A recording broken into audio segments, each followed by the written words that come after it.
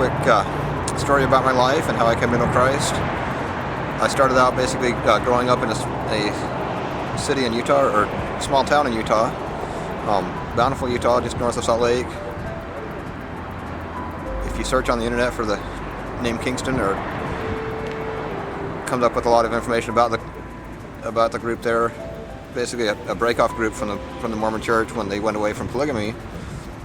My family wanted to keep doing it. Grew up on their faith and following their faith, but as I got a teenager, like most people do, I started searching and questioning and broke away from that. Did spend a few years going and joining the actual current Mormon Church, but in doing more study and more research on that, studying the Book of Mormon and the Bible, and finding out as I'm studying those that the Book of Mormon doesn't necessarily complement the Bible. In places it actually contradicts. I realized that my basic belief that the Bible is the true book and the one you want to follow, that I'm doing the wrong thing by following this other book because it doesn't complement it. It shows other supposed to be truths that conflict with it. So I went away from that.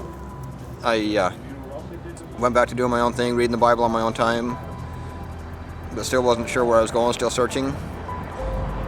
Come to Arizona and invited to go to a non-denominational Christian church. And there they gave a lesson on sola fide, saved by grace, by faith alone. And that's where and when I realized that what the truth is all about, and when I accepted Jesus. Shortly after that, I met a guy who is now a good friend of mine, leads a ministry that I get involved with sometimes, go out and talk to Mormons at the temple. And I feel like my experience with having been a Mormon or LDS member, however they want to classify that helps me with being able to talk to them, because I've been where they are, but I now know where the real truth is.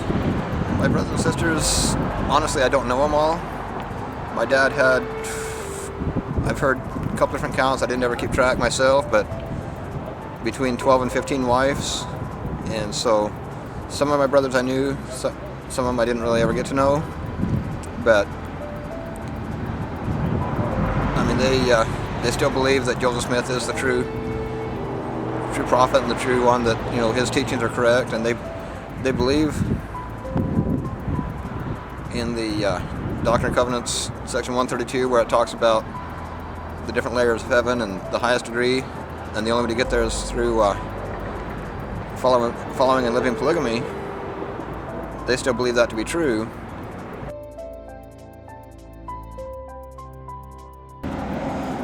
That's been a big help, because it helps me to study and get into the Word of the Bible and learn more about